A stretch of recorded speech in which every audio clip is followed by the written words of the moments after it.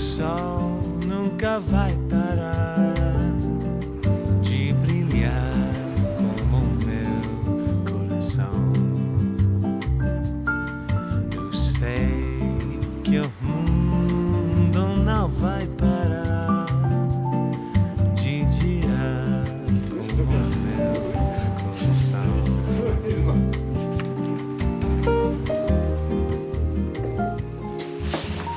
Donc ça, c'est un livre qui vient de paraître, les éditions Maya. Donc je vous présente Charles de Trasny, Ah oui. et donc, qui nous présente, comme il vient de le dire, qui vient de paraître aux éditions Maya. Bon, en fait, moi, j'ai fait de l'édition. C'est pour ça que j'ai écouté avec attention ce que vous racontez. J'ai été éditeur pendant 25 ans ici à Bruxelles. Et je suis traducteur aussi, donc je traduis des auteurs néerlandais et anglais en français. J'écris depuis très longtemps. Et pendant que j'étais éditeur, les années où j'étais éditeur, j'avais très peu de temps pour écrire. Et donc je me suis mis à écrire des contes parce que le conte, 5, 10, 15 pages, donc ça s'écrit assez vite. Et ça, il y a moyen d'intercaler dans une activité professionnelle. Mais écrire un roman, maintenant que je suis retraité, j'écris des romans parce que j'ai enfin le temps. Pour écrire un roman, j'estime qu'il faut quand même avoir plusieurs mois devant soi, et, sauf si on est Simenon. Mais moi, il me fallait plusieurs mois, donc je ne parvenais pas à écrire des romans. Maintenant, j'ai enfin le temps d'écrire des romans, d'ailleurs je viens d'en terminer un. Mais donc j'ai toujours écrit en fait, et depuis que j'ai 15 ans, et le conte a été, m'a permis de maintenir cette activité. Et ce que je voudrais dire aussi, si ça peut vous intéresser, c'est je voudrais aussi expliquer pourquoi j'écris des contes, parce que ce sont des contes tout à fait imaginaires. Donc ça n'a rien à voir avec les contes de Maupassant ou de Tchekhov. C'est vraiment imaginaire, mais je pars toujours d'une réalité observée. Un petit détail de la vie quotidienne que j'ai remarqué et qui me permet de laisser travailler mon imagination.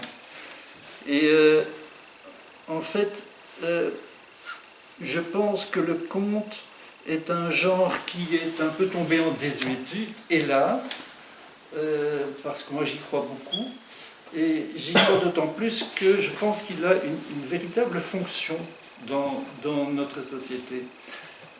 Par exemple, autrefois, quand il y avait une censure, quand on ne pouvait pas écrire tout ce qu'on voulait, c'est-à-dire une époque très différente de la nôtre, parce qu'aujourd'hui on peut écrire tout ce qu'on veut, sauf des propos diffamatoires ou racistes ou je sais pas, sexistes.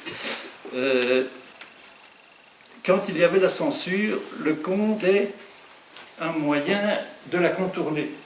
C'est-à-dire qu'on pouvait écrire des choses par le biais du conte qu'on ne pouvait pas écrire autrement. Aujourd'hui, il n'y a plus de censure, donc je pense que dans l'inconscient du public, le conte n'a plus de véritable fonction, sauf celle de divertir peut-être des enfants. Mais moi, je crois que le conte aujourd'hui a une véritable fonction parce que, certes, il n'y a plus de censure, mais ce qui a remplacé la censure, c'est la langue de bois.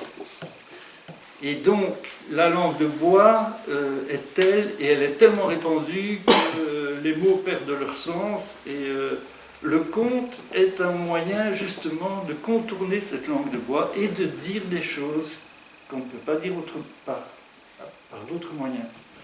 Bon, j'ai écrit des romans, j'ai écrit des poèmes, j'ai écrit des pièces de théâtre, et donc je parviens à exprimer dans le conte des choses que j'ai jamais pu exprimer ni dans les romans, ni dans mes poèmes. Donc ça, voilà, c'est ça que je voulais dire. Et j'espère que le conte va retrouver... C'est une façon de te révolter, hein. C'est une façon de te révolter un peu. Pas nécessairement, mais en tout cas d'exprimer des choses qui sont très difficiles à exprimer autrement. Voilà. Oui, ou de faire, je dirais plutôt, de faire passer des messages qu'on ne peut pas faire passer autrement. Pourquoi pas moderne, quoi? Parce que il y a cette langue de bois, il y a le fait que il y a tellement d'informations que les gens n'écoutent plus. Donc on n'a plus le temps d'écouter, on n'est plus capable d'écouter. Et le conte peut être un moyen tout à coup d'éveiller l'attention. Il faudrait qu'on le dise. Pardon? Il faudrait qu'on le dise, les contes. Oui. Si vous pouvez juste avancer votre siège. Aïe, elle est bouquée. Moi, je peux lire un conte. Hein. Non, ce que je voulais dire, c'est que le message passe si quelqu'un lit votre conte. Ah, ça, je suis bien avec eux. Si on ne le lit pas, il passe pas. C'est tout. Non, ça c'est vrai, c'est le grand problème. Comme j'ai fait de l'édition, je connais bien le problème. Le marché est sursaturé. Il y a tellement de livres que... Bon, j'ai discuté de ça encore avec Christian, mon copain libraire. Il y a trop de livres. Et surtout, il y a beaucoup trop de mauvais livres. Des livres fast-food, hein. On lit, on jette, et Ouais.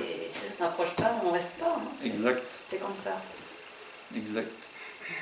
Il faudrait que vous fassiez une bonne promotion, quelque chose de... Ouais. Mais c'est très difficile. Oui, je sais. Oui, il y a beaucoup de choses à dire là-dessus, hein, parce que moi, j'ai là sur Champs-Salzan, j'ai toute une théorie. Pour moi, le livre est un produit qui semi-artisanal, qui se vend, je vais peut-être faire hurler beaucoup de gens, mais qui se vend, à mon avis, beaucoup trop bon marché. Je pense que le livre, il faudrait en doubler ou tripler le prix. Non, il n'y aura plus personne qui va lire. Eh bien, je ne crois pas, justement. Et je peux vous le démontrer. J'ai écrit là-dessus tout. Je ne crois pas, parce que le livre à force de publier un peu n'importe quoi et d'abaisser les prix du livre, on le dévalorise. Et si en augmentant son prix, on lui rend une espèce de valeur qu'il n'a plus aujourd'hui, je crois que les gens vont continuer à lire et continuer à acheter des livres. Bien sûr, ils en achèteront moins, puisque ce sera plus cher, ce qui permettra à tous les livres médiocres de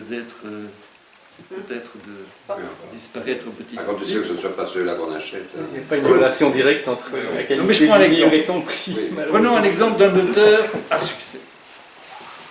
Prenons Monsieur Rousseau, je ne sais pas comment il s'appelle. Musso. Moussou. Qui vend 1 million d'exemplaires. À disons 20 € l'exemplaire. Si on fait passer son livre à 40 €, il y a 1 million de lecteurs, enfin, ou d'acheteurs, il y en a peut-être 500 000 qui vont dire « Ah non, à ce prix-là, je ne l'achète plus ». Mais il va toujours garder quand même, disons, la moitié de ses lecteurs. Il va garder la moitié de ses lecteurs qui vont payer 40 € au lieu de 20. Dans ce cas-là, l'éditeur s'y retrouve, parce qu'il vend moins de livres, mais il les vend plus cher. L'auteur s'y retrouve, parce qu'au lieu de toucher 2 € par livre, il va en toucher 4. Et le marché est assaini, parce qu'il n'y a plus tous ces gens qui achètent des livres par réflexe, parce qu'ils en ont entendu parler et qu'ils se sentent moralement obligés de l'acheter, parce que il faut dire à son voisin qu'on a lu ce livre. Je ne vois pas ça comme ça du tout. Non, moi non. Non, non. Oui, écoutez, on fait des études tous les ans là-dessus, on constate rien qui ressemble à ça, Non. rien du tout. Mon propre éditeur. Donc on présentera les chiffres de l'édition et les chiffres de la lecture publique le 17 juin, place sur les choqués au cabinet de la ministre. Donc vous pouvez venir, hein, c'est public. Les éditeurs Donc on demandent a maintenant des livres 25% pas trop épais parce que ça se vend d'augmentation pas. en prêt de livres, ce qui est énorme, et ça correspond quand même à un tassement aussi du marché. Donc on n'est pas du tout dans ce que vous décrivez, pas du tout. Moi, je crois, j'ai une influence d'éditeur. Moi, ce que je pense, c'est que il y a de plus en plus de gens qui lisent parce que l'éducation a beaucoup progressé, etc. Mais il y a de plus en plus de gens qui lisent de moins en moins parce qu'on n'a plus le temps. Oui, voilà, qu'ils lisent. Qu'est-ce qu'ils lisent? L'un dans l'autre, le marché se maintient. Il y a beaucoup de gens qui lisent. Mais on publie trop. Moi, j'ai discuté avec des libraires qui disent c'est affolant, on ne sait plus où les mettre ces livres. On reçoit des caisses, on ne les ouvre même pas, on les remballe tout de suite. Évidemment. Mais donc ça n'a rien à voir avec le phénomène que vous décrivez, ça n'a rien à voir avec la lecture, ça a à voir avec le fonctionnement de la librairie aujourd'hui, où effectivement vous faites des dépôts, vous avez des notes de crédit, vous avez un enchaînement en permanence, tout à fait. de dépôts de livres avec faculté de retour, notes de crédit, etc.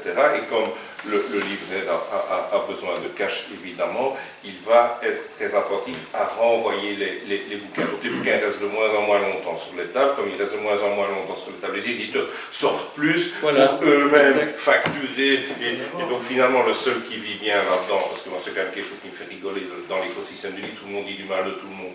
Oh, c'est complètement absurde. Tout à l'heure, on a dit quelque chose sur les éditeurs, on dit que les auteurs, là, ils ne prennent pas de risques, on dit que les libraires, c'est quand même des cochons, ils ont 35% de commission, comment est-ce qu'ils ne s'en sortent pas, etc. En réalité, tout le monde souffre dans l'écosystème du livre, sauf les distributeurs, parce que les distributeurs, ils ont intérêt à quoi? Ça, c'est la théorie de notre ami Christian qui défend, qui est tout à fait...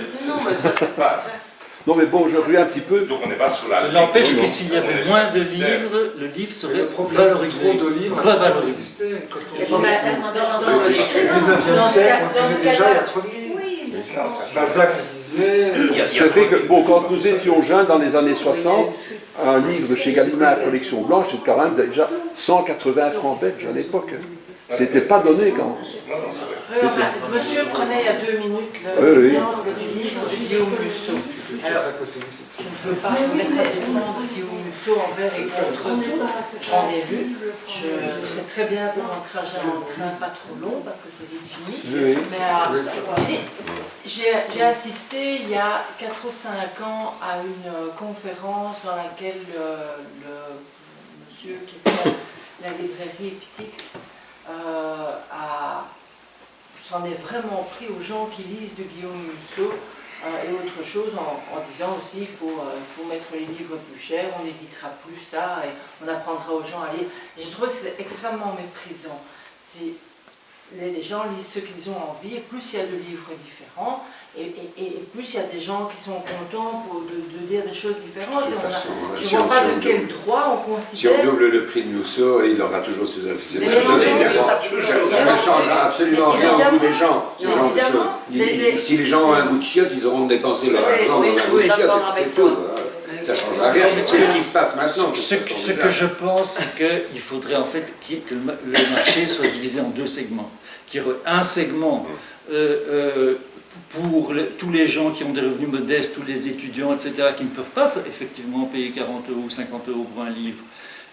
Et ce segment-là serait subventionné. Il n'y a aucune raison qu'on les paye non plus. Enfin, les nouvelles manières d'éditer ne sont plus artisanales, elles sont digitales. Semi-artisanales. On travaille avec du digital, tout se fait tout seul à l'ordinateur.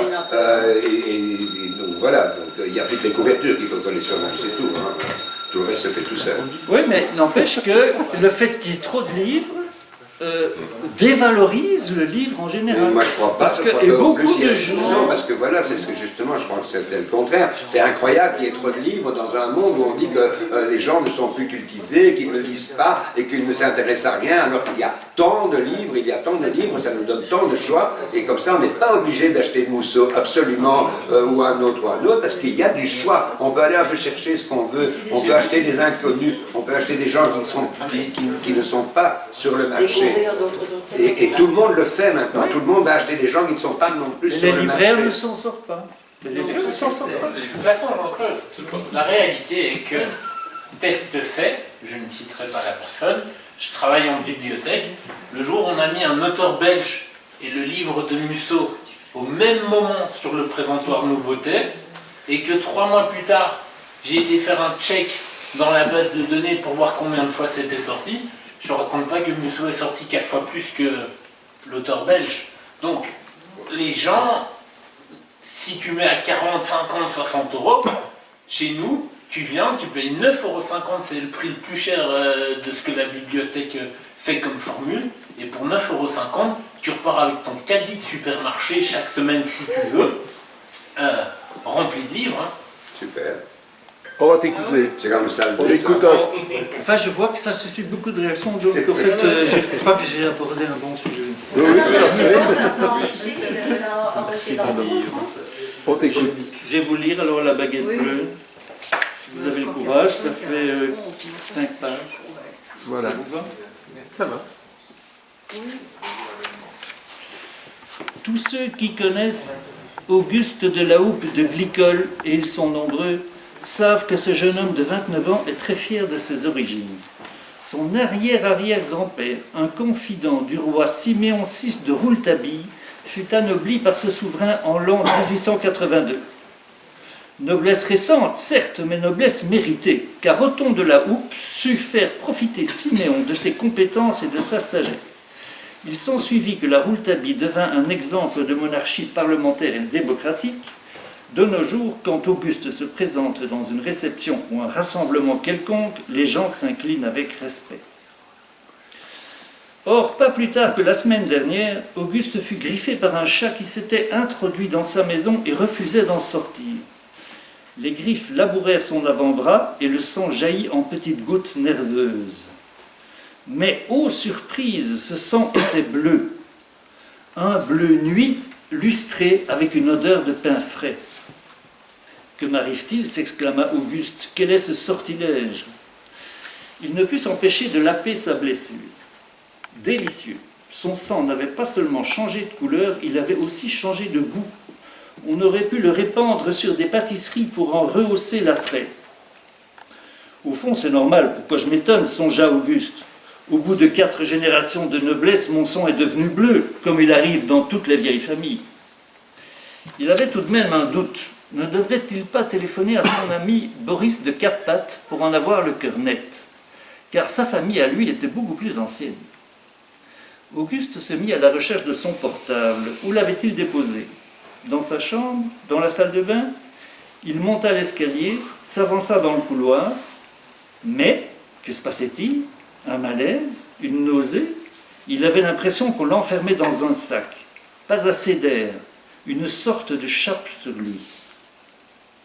Trébuchant, il gagna sa chambre et se laissa tomber sur son lit. Et c'est alors que le miroir vertical lui renvoya une image stupéfiante. Il n'était plus l'Auguste habituel, non, il était une grande baguette bleue. « Où sont mes bras » beugla-t-il, « et ma tête? Pourquoi ai-je un si drôle de corps, moi si sexy d'ordinaire ?» Du sang bleu, pas encore, mais être transformé en baguette.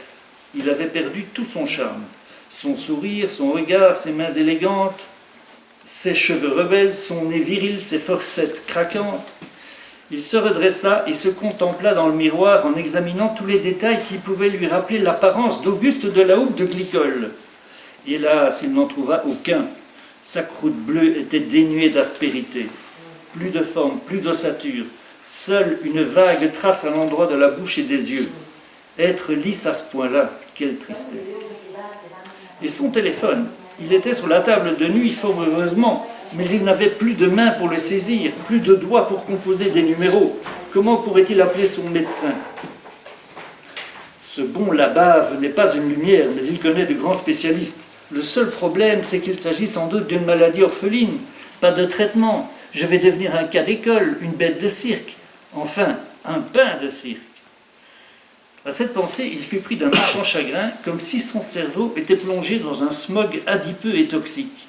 Il retomba sur son lit et sombra dans l'inconscience.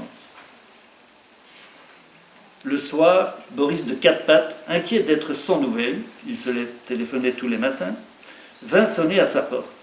Il interrogea les voisins, mais ils n'avaient pas vu Auguste sortir pour faire ses courses, ce qui n'était pas normal.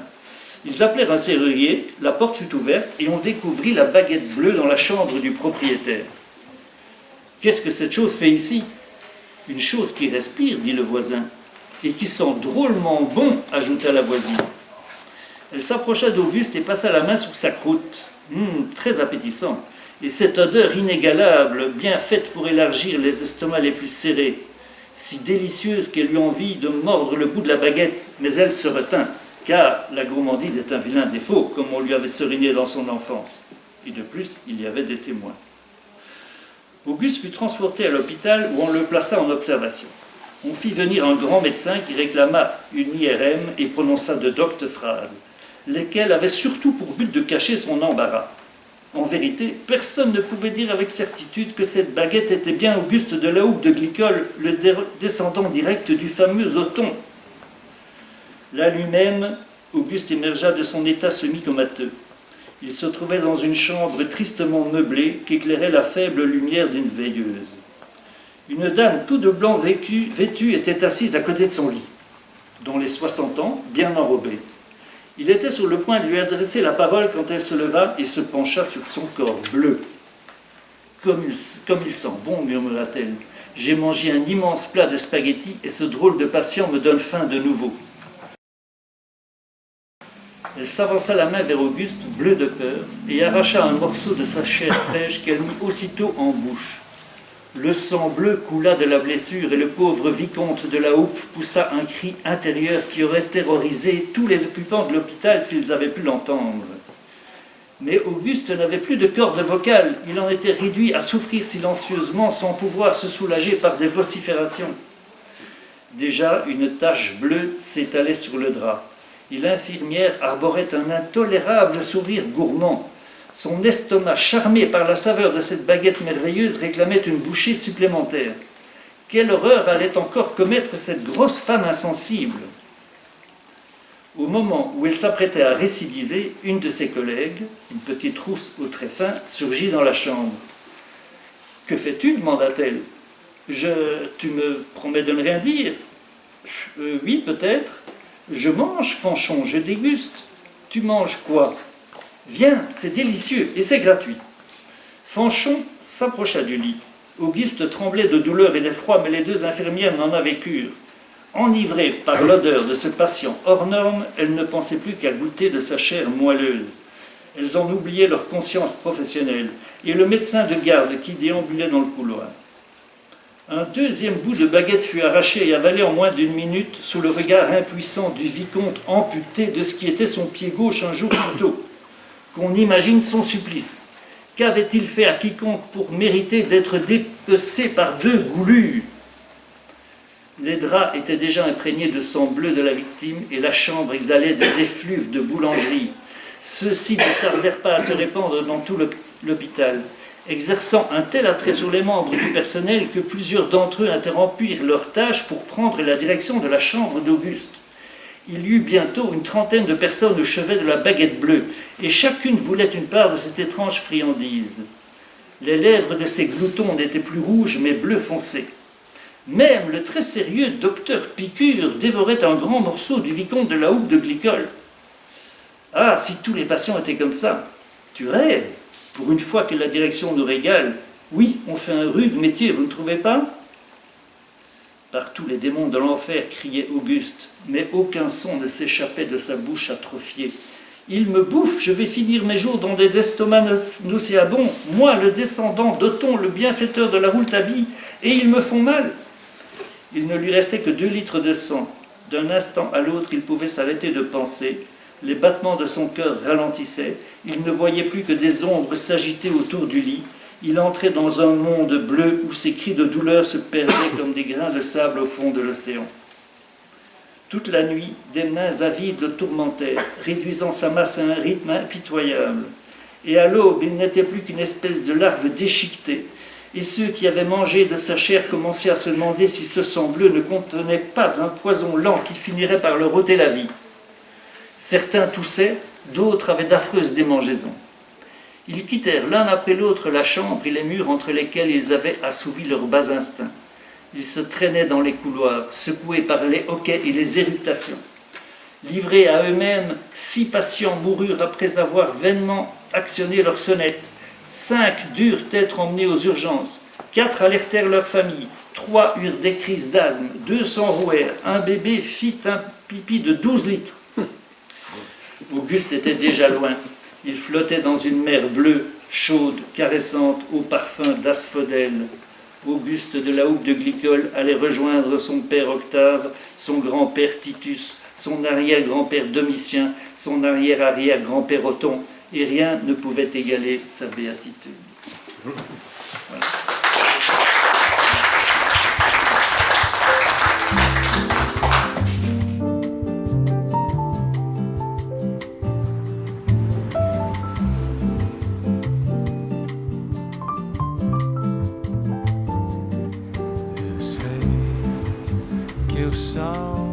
nunca vai